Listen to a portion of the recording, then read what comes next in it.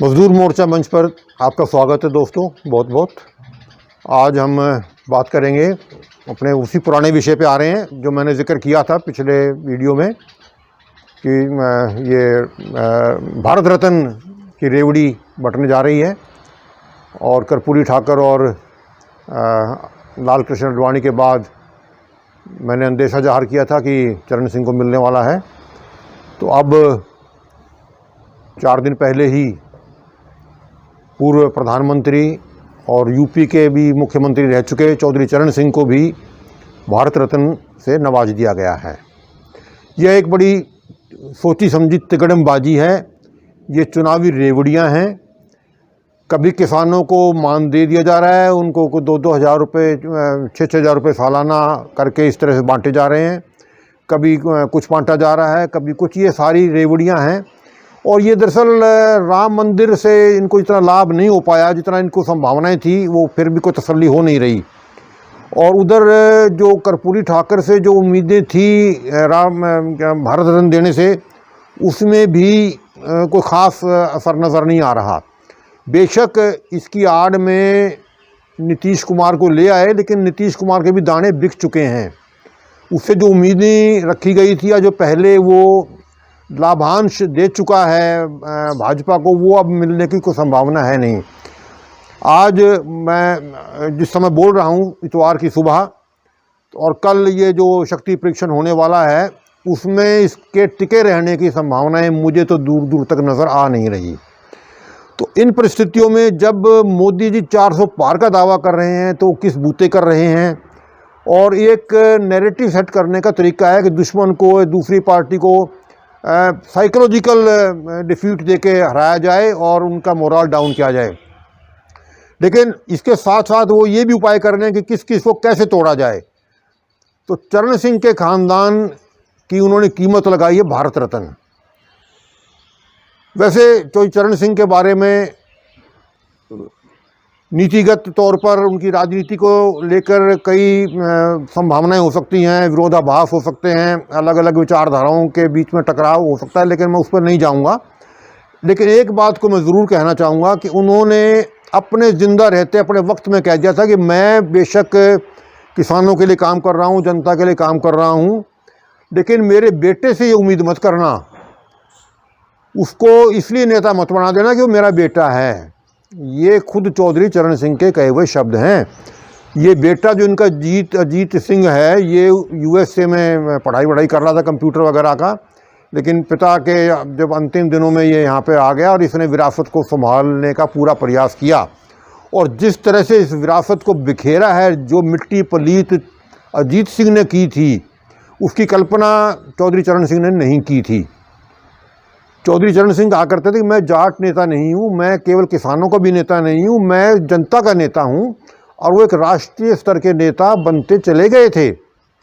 लेकिन अजीत सिंह ने उनको मात्र पश्चिमी उत्तर प्रदेश के कुछ छोटे से हिस्से का नेता बना के छोड़ दिया। और जिस तरह से उन्होंने आए दिन दल बदलना, जहाँ कुर्सी मिले वहाँ बैठ जाना, और फिर उसकी कुर्सी खींच ली जाती थी तो फिर वो धरती में आके पड़ता था। मतलब जो बेइज्जती उसने चौधरी चरण सिंह की कराई, उसका कोई मुकाबला नहीं है। हाँ, रही सही कसर वो उसका बेटा पूरी कर रहा है। यानी चरण सिंह का जो पोता है बिल्कुल अपने बाप के नक्शे कदम पे चल रहा है, और जो मिट्टी पलीत उसने की है इसकी कोई संभावना नहीं थी। कुछ दिन पहले जब ये हाथरस में गया था तो इसकी पुलिस ने मार मार लाठी इसकी जान निकाल दी होती, तो कुछ मजबूत कार्यकर्ताओं ने बीच में पड़ के अपनी पीठ पर लाठियाँ खा के इसको बचाया था। उसके बाद जिस तरह से ये उसके बारे में बोल रहा था, यह बिजनौर के इलाके में थार गाड़ी से जो किसान कुचले गए थे, उसके बारे में उस वक्त कहा था, आज करीब 2 साल पहले, कि मैं कोई चवन्नी थोड़ी जो मैं पलट जाऊंगा, मैं कोई चवन्नी हूँ जो ऐसे करके जो मैं पलट जाऊंगा, मैं कोई चवन्नी हूँ जो ऐसे करके जो मैं पलट जाऊंगा। अब तू चवन्नी का, तू तो टका भी नहीं रह गया जो तूने जिस तरह से अपनी मिट्टी पलीत कराई है। इसने तो अब ये चरण सिंह को खाली अपने गाँव इलाके का ही नेता बना के छोड़ दिया। मात्र 2 सीटों पर अब इसकी औकात आ गई है और ये इसकी हालत आ गई। इससे पहले अजीत सिंह का भी हाल ये हो चुका था कि अपना चुनाव अपने क्षेत्र में भी हारने लग गया था। ये सारा जितना इन्होंने चरण सिंह ने जो कमाया था वो सारा बेच खाया और सारी मिट्टी पलीत करा दी इन्होंने। अब इनको ये बड़ी भारी गलतफहमी है कि किसान और ख़ास तौर पे पश्चिम उत्तर प्रदेश का जाट मेरे पीछे है, तेरे पीछे नहीं कख भी। तेरे से ज़्यादा औकात, ज़्यादा वैल्यू, ज़्यादा कीमत जो है वो चौधरी सतपाल मलिक की हो गई है, जिन्होंने गवर्नर रहते हुए भरी थाली में ठोकर मार के किसान आंदोलन में आके खड़े हुए और बार बार नसीहत ओपनली कहा किसानों के लिए। और तुम जो एक्टिंग करते रहे किसानों के नाम पे, ड्रामा करते रहे, मैं किसानों के लिए, मैं किसानों के, कुछ भी नहीं। तुम खाली लीड हो जो किसी काम ना आ सके। और ये जनता बता भी देगी तुम्हें, पश्चिम उत्तर प्रदेश की जनता ही बता देगी तुम्हें, जो 2-4 सीटें मिल भी रही हैं वो तुम्हारी उसकी औकात नहीं है, और तुम बिल्कुल धरती से सवाया तुम्हारा होने वाला है। ये बड़ी जानी मानी सी बात है। लेकिन मैं उन लोगों से भी कहना चाहूँगा जो इस तरह के पिछलग्गुओं के साथ चिपट जाते हैं, जो इनके पिछलग्गू बन जाते हैं और उनसे उम्मीद ही करते हैं कि ये राज सत्ता में आके तुम्हें कुछ दे देंगे, तुम्हें कुछ तुम्हारा भला कर देंगे। कोई भला करने वाले नहीं हैं। इन्होंने तो अपनी कीमत लगा रखी है। अपनी कीमत क्या है? अब अजीत सिंह का जो एक लंबा चौड़ा बुत बना दिया है, उसका अनावरण आजकल में होने वाला था, लेकिन अब मोदी जी आकर अनावरण करेंगे। मोदी अनावरण कर देगा तो तेरी बहुत बड़ी शोहरत हो जाएगी। जिन किसानों ने लड़ते लड़ते सैकड़ों किसानों की शहादत दे दी, 13 महीने तक बॉर्डर पे बैठे रहे, उनके साथ क्या क्या बीता है और उनकी क्या मांगे थी, वो सब गई भाड़ में। तेरे बाप का जो है बुत है उसका अनावरण कर देगा तो तुम तो निहाल हो गए। पत्रकारों ने अभी 2-4 दिन पहले इससे पूछा, इससे क्या नाम है, जयंत चौधरी बना फिर है, चौधरी का चौधरी है ये, कहता है अब मैं किस मुंह से बोलूं। कसर रहती है, आज मैं किस मुंह से इनकार करूं आपके सवाल। जो आपने बात पूछा कि कांग्रेस में पहले निर्णय नहीं लिया गया, मैं तो अंदर से जानता हूं कि कसर रहती है, आज मैं किस मुंह से इनकार करूं आपके सवाल। अरे तेरे मुंह में क्या दे दिया भाई? मुंह में लिया क्यों तने?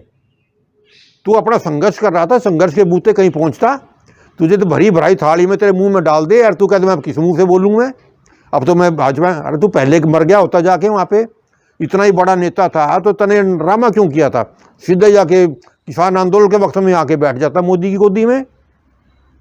तेरे पल्ले तब भी कुछ नहीं था, तेरे पल्ले आज भी कुछ नहीं है। तने चौधरी चरण सिंह का नाम मिट्टी पलीत करानी थी, वो करा दी। और ये वही सरकार है, जब चौधरी चरण सिंह मुख्यमंत्री थे और बीच में जब प्रधानमंत्री बने, जब भी चौधरी चरण सिंह कोई जनसभा करते थे तो ये जनसंघ, उस वक्त जनसंघ हुआ करती थी, इन्होंने उसकी मीटिंग में हमेशा बदमाशियां करी हैं, मीटिंग उखाड़ने का प्रयास किया है और हो हल्ला करते रहे। तो चौधरी चरण सिंह कहते थे इनकी कोई सभा नहीं होने दूंगा, इनको मैं देखूंगा। मतलब वो इनसे इतने नाला थे, इतने नाराज़ रहे थे और इनसे लड़ते रहे। इन्होंने प्रश्न उठाया था कि ये दोहरी नागरिकता नहीं चलेगी। जनसंघ जनता दल के भी सदस्य थे और संघ के भी सदस्य होते थे। तो चौधरी चरण सिंह तो इनको कभी पसंद नहीं करते थे। और ये जो औलाद उनकी जाके कहीं बैठ जाओ, और यहीं भी नहीं बैठे। कल को अगर मान लो इंडिया गठबंधन सत्ता में आ गया तो ये वहाँ से तवा प्रांत उठा के इनके आ बैठेंगे। ये तो ऐसे हैं, मतलब इनको तो जो भिखमंगे की स्थिति है इनकी, जहाँ इनकी झोली में कोई टुकड़ा डालने वाला मिल जाए तो वहीं जा बैठने वाला खानदान बन गया है। तो चौधरी चरण सिंह ने कुछ गलत नहीं कहा था कि मुझे देख के मेरे बेटे या मेरी औलाद को मत नेता बना देना, पर जनता का क्या करे? जनता तो उसकी श्रद्धा में, उसके अंध भक्तों के रूप में इन गधों को जो है चूरमा खिला रहे हैं। ये इन लोगों को समझ लेना चाहिए। और ये दरअसल चरण सिंह के ख़ानदान की बात नहीं है, ये इस देश में कई ऐसे और नमूने हैं। अमर शहीद भगत सिंह को ले लीजिए, वो कितना लड़ते भिड़ते अपनी जान की कुर्बानी दे दी, और उनका परिवार, उनके एक परिवार का अंश फरीदाबाद में भी फूका है, वो उन्होंने उसकी राख तक बेच खाई। आज भी उसके कटोरा ठाए फिर रहे हैं, भगत सिंह करते फिर रहे हैं। पहले हुड्डा सरकार, उससे पहले खट्टर सरकार, उससे पहले जो सरकार आई, अब ये खट्टर की सरकार में कटोरा ठाए फिर रहे हैं, हमें भी कुछ दे दो। तो ये जो हैं, ये दरअसल अपने जो पुरखों ने जो कुर्बानियाँ करी थी, देश के लिए लड़े थे, उसकी कीमत वसूलने वाले ये लोग हैं। और इनसे हमेशा जनता को सावधान रहना चाहिए, इनके कर्मों को देखना चाहिए, इनके पुरखों को ना देखा जाए, इनके आज के कर्म क्या हैं उसके आधार पर इनका मूल्यांकन होना चाहिए। अब मैं आता हूँ, ये भारत रत्न जो है, ये भारत रत्न एक सर्वोच्च सम्मान है इस देश के द्वारा दिए जाने वाला, और एक साल में 3 ही दिए जा सकते हैं। और ये जो रेवड़ियाँ बांट रहे हैं मोदी जी, जिस तरह अभी से 2 और 3 5 तो दे दिए और अभी और देने की संभावना है।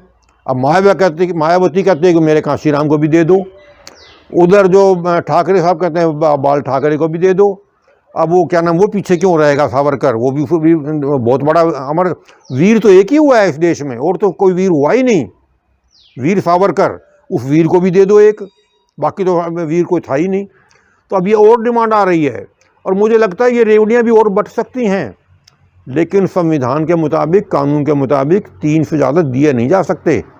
अब झगड़ा ये मचेगा, क्या मोदी जी इसके लिए ऑर्डिनेंस लाएंगे? ऑर्डिनेंस लाने का तो समय नहीं है अब, और ऑर्डिनेंस लाएंगे तो उसको रेटिफाई कब कराएंगे, वो समय तो निकल चुका। तो मुझे लगता नहीं है कि ये पूरे दिए गए सम्मान बचे भी रह जाएंगे या इनमें से कुछ कटेंगे भी। अब काटने की भी कीमत लगेगी, किसका काट दिया जाए, किसका छोड़ दिया जाए। तो जनता के आंदोलनों की, जनता की डिमांडों की, जनता की जो दिक्कतें हैं, उनको इन सम्मानों से, इन टुकड़ों से नहीं खरीदा जा सकता। जनता, किसानों का जो आंदोलन था, उनकी मांगें वहीं खड़ी हैं अभी। बेशक जो इन्होंने कानून बना के उनको और उनका क्रश करना चाहा था, उनको मारना चाहा था, उससे तो बच गए, लेकिन उसके बाद जो हो रहा है, जिस तरह से एमएसपी को लेके है और अनेकों डिमांड हैं, मैं उनका विवरण नहीं देना चाहता, उनके लिए भी आंदोलन जरूरी है। अभी कल परसों फिर आंदोलन शुरू होने जा रहा है किसानों का। तो आंदोलन के दम पे तो ये आगे बढ़े, और आंदोलन को बेचने के लिए मोदी ने एक टोटका दे दिया तो अब तो प्रसन्न हो गया, अब तो लड़ाई करने की ज़रूरत ही कोई नहीं है, देश की सारी समस्याएं लोगी। इसी उत्तर प्रदेश में जो हज़ारों लाखों जवान फौज के लिए, पुलिस के लिए तैयारियां करते थे, कितना मेहनत करते थे, वो सारा काम ख़त्म कर दिया उनका। अग्निवीर बन जाओ 4 साल के लिए और मौत के मुंह में आ जाओ तो कोई शहीद का दर्जा भी ना मिले। तो ये सारी चीज़ें, जिस तरह से महंगाई हो रही है, जिस तरह से सारी सरकारी पोस्टें खाली पड़ी हुई हैं, आपने भर्तियां बंद की हुई हैं, तो ये लोग क्या, आप एक भारत रत्न दे दिया चरण सिंह को तो समस्याएं सारी उड़ गई आपकी, आपको इनके लिए कोई लड़ने की ज़रूरत नहीं है। तो ये बातें जनता को समझनी होंगी कि उसने तो अपना भारत रत्न ले लिया और बाप का शिलान्यास, क्या नाम, वो अनावरण करा देगा मूर्ति का, बाकी समस्याएं तो वो रही नहीं है। तो जनता अब इतनी बेवकूफ़, मुझे तो लगता नहीं कि इतनी जनता बेवकूफ़ रहेगी। हाँ, कुछ 2, 4, 5% अंधभगत हुआ करते हैं, वो तो हमेशा रहते हैं और रहेंगे भी, लेकिन मुझे नहीं लगता कि बहुतायत में कोई जनता इनके साथ जाएगी और इनको कोई ज़्यादा कोई जगह मिलेगी। मुझे इनके कोई आसार लगते नहीं हैं। और ये बड़ा अच्छा हुआ कि इंडिया गठबंधन की जान छूट गई वक्त से पहले। लोग कहते हैं भाई इससे बड़ा नुकसान हुआ, कुछ नुकसान नहीं हुआ, ये समय से गंद निकल गया, बड़ा अच्छा हुआ। नीतीश भी वक्त से पहले फारिग हो गया, बहुत अच्छा हुआ। ये छटाई होती है ना, छटाई में वक्त पे छलनी में छाछ में छानते हैं तो अड़ंगा निकल गया, ये बहुत अच्छा काम हुआ है। तो इससे कोई चिंता की बात नहीं है। इससे जो है विपक्ष की ताकत कुछ ना कुछ बढ़ने की ही संभावना है, घटने की कुछ संभावना नहीं है। धन्यवाद साथियों।